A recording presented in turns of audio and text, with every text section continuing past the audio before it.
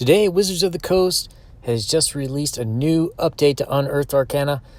Instead of update to subclasses, today we're kind of updating races with the Gothic Lineages.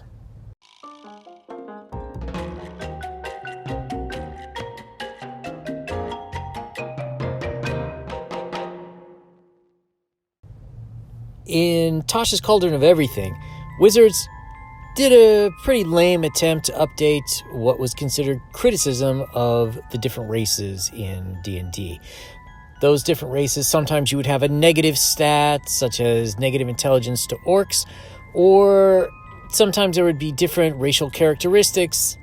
Essentially, people didn't like using the word race. In order to get around this, Wizards revamped their system, where basically whatever quote-unquote race you are, you get a +2 in one statistic and a +1 in another, and then you get a couple languages and then some other stuff and blah, blah, blah. What they've done today is they've dumped 3 new kind of sort of races: the Dampir, the Hexblood, and the Reborn. In some ways, it's very cool because you can start off as an elf that becomes a Dampir. Dampir is just a rip-off version of vampire. I don't know why we can't say vampire or vampire. Is it trademarked or copyrighted somewhere, Wizards? I mean, come on, man. My guess is that they have copyrighted the word Dampir. But these are kind of nice. You can start off as a dwarf, get bitten by a Dampir. The Hexblood is a kind of a magical witch where you make a deal or you were part of a deal and you get witchy powers, but also really ugliness. And then a Reborn, which is kind of you become a Frankenstein or maybe a ghoul. So the Dampir, poised between the worlds of living and the dead, Dampirs retain their grip on life, yet are endlessly tested by vicious hungers. Their ties to the undead grant Dampirs a taste of vampires' deathless prowess in the form increased speed, dark vision, and life-draining bite. With his unique insight to the nature of the undead, many Dampirs turn to the lives of adventurers and monster hunters. Vampire Hunter D right there, guys. Their reasons are often deeply personal. Some seek danger, imagining monsters are personifications of their own hunger. Others pursue revenge against whatever turned them into a Dampir. Vampire. Come on, guys, vampire. And still others embrace the solitude of the hunt, striving to distance themselves from those who tempt their hunger. Then they give a nice list of possible hungers that you could have. You can try to resist the hunger. Those who resist might find exceptional ways of controlling their urges or suppressing it through constant molar grinding restraint. In any case, temptation haunts Dampirs, and circumstances conspire to give them endless reasons to indulge.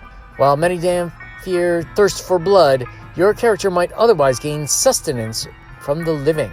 And then there is a D8's worth of choices. You have blood, fresh or raw meat, cerebral spinal fluid, esoteric humors. Back in the day, they used to believe the body was divided into 4 humors, and if they were unbalanced, you would get disease. The humors were blood, phlegm, yellow bile, and black bile. You're hungry for psychic energy? It's going to suck if you're paired up with a barbarian. Not much to eat. Number 6, a color from one's appearance. Wow, that sounds kind of racist right there. Number 7, you are hungry for dreams, or number 8, life energy. So you will steal all the monk's key, apparently. While these are kind of cool, I would like to point out that oftentimes vampires were just code for deviant sexual behaviors, what were deviant for the time. The drinking of blood was meant as a metaphor for seduction of the innocents, especially innocent women. I wonder how that's going to play out here. Then they give you a list of origins, and yeah, they're okay. So the traits, you are both a humanoid and undead. Now, it says earlier on that if you are both, you can use Cure Wounds on you. To be perfectly honest, this kind of makes me wonder, okay, you get the beneficial spell, the Cure Wounds, because you're humanoid, But could someone turn you if they're turning undead? I don't know. That's a good question. And why is it always you get the benefit? Why wouldn't you get the negatives, like you stink of rotting flesh? All right, but anyways, your size is medium or small. Speed is 35 feet. You get dark vision for 60 feet. Here's a cool one, spider climb. You have a climbing speed equal to your walking speed. In addition, at 3rd level, you can move up, down, and across vertical surfaces and upside down along ceilings while leaving your hands free. Well, that is going to suck if you picked a monk, and you're going to lose out on that ability. Vampiric Bite. Your Fang Bite is a natural weapon which counts as a simple melee weapon. You add your con modifier to the attack and damage rolls when you attack with your bite. Your bite deals 1d4 piercing damage on a hit. While you are missing half or more of your hit points, you have advantage on attack rolls that you make with the bite. When you use your bite and hit a creature that isn't a construct or undead, you can empower yourself in one of the following ways of your choice. Regain hit points equal to the damage dealt by the bite, or gain a bonus to the next ability check or attack roll you make. The bonus equals the damage dealt by the bite. That's pretty cool. So let's say you are a monk, right? You get 3 attacks. So first attack, I guess technically this could be the unarmed strike as your bonus action. Use it to refill your hit points a little bit, which then gives you that amount of damage increase to the hit on your next attack. Sounds pretty good. And so that's the Dampir, which is just like a low-rent vampire. All right, next up, Hexblood.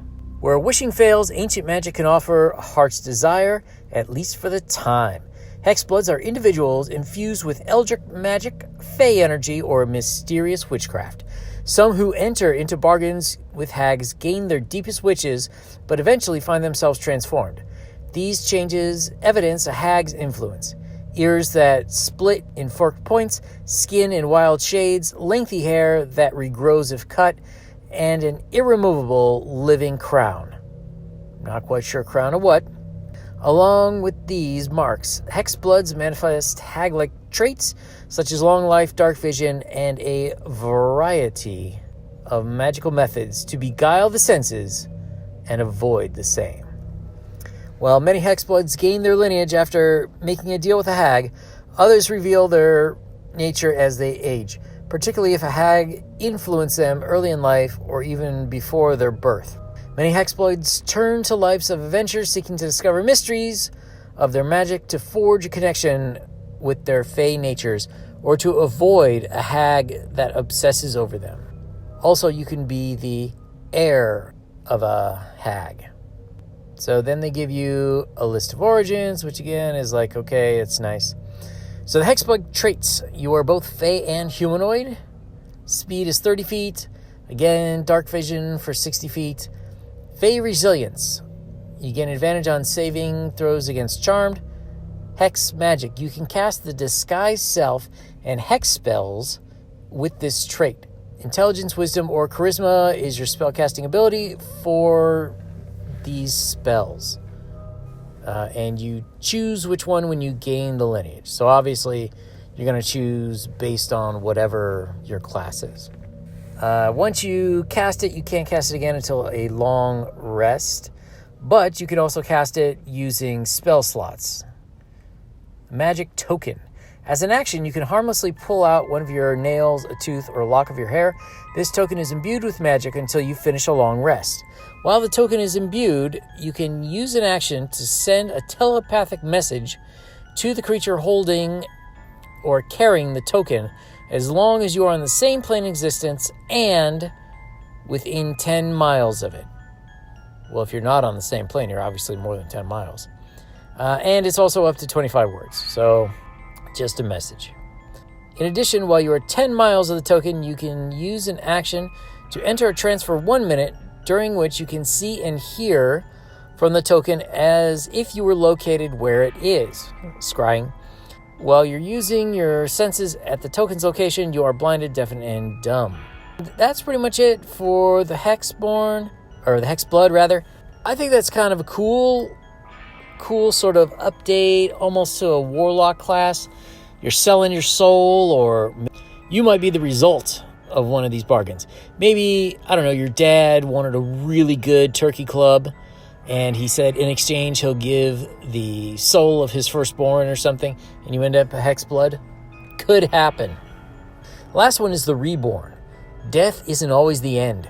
The Reborn exemplify this, being individuals who have died yet somehow live. Some Reborn exhibit the scars of fatal fates, their ashen flesh missing limbs or bloodless veins, making it clear that they've been touched by death. Other Reborn are marvels of magic or science, Frankensteins, being stitched together from disparate beings or bearing mysterious minds in manufactured body.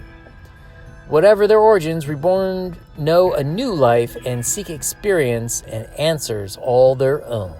Just like you had the ways that you become a vampire or a witch, here you have fated memories, and they give you choices on a D8 table, which are, okay, nice. So your memories kind of come back. Then you also have another of your origins, like you're stitched together, you awakened in a vat of strange liquid or whatever. So the Reborn traits: humanoid, as well as construct or undead, your choice. Medium or small, speed is 35 feet. You get dark vision for 60 feet, deathless nature. You have escaped death, a fact represented by the following benefits. You have advantage on saving throws against disease and being poisoned. You have resistance to poison damage. You have advantage on death saving throws. You don't need to eat, drink, or breathe. You don't need to sleep, and magic can't put you to sleep. You can finish a long rest in 4 hours if you spend those hours inactive, in a motionless state, during which you retain consciousness. You also get knowledge from a past life. You temporarily remember sporadic glimpses of the past, perhaps faded memories from ages ago or a previous life. When you make an ability check that uses a skill, you can roll a d6 and add the number rolled to the check. You can use this feature a number of times equal to your proficiency bonus, and you regain all expended uses when you finish a long rest. What do you guys think of these new sub-races? Extra races? I think overall they're pretty neat. They're a way to sort of extend the character out. Maybe as a DM, you had somebody die, permadeath, and you need a way to continue them on. Maybe just the story dictates something different. Overall, I think they're pretty cool. If I have one complaint, the Dampir has only 35 feet of speed. I mean, come on, guy. You know, it says that they're super fast, and it's only 35 feet. You could make it like 40 or something. I think that a lot of these kinds of things are sort of the way that Wizards is going to go, especially with their issues with trying to figure out their way around racial, quote-unquote, or lineage features. If this is the way they're going, it's not too bad. I kind of wish that they would apply this methodology to crossing other races, like a half-elf, half-dwarf, or half-dragonborn, half-gnome. I don't know how that would work with the parents, but hey, people are into freaky stuff. It's 2021, baby. If you like this video, give it a thumbs up, subscribe. Things are a little slow. I am working on my own campaign, which hopefully will be out later this year on Kickstarter and Indiegogo. It's making me a little bit busy to do a lot of videos, but definitely in the next couple months, I'll be coming back strong. So click subscribe, click like, leave your comment down below. What do you think of this stuff?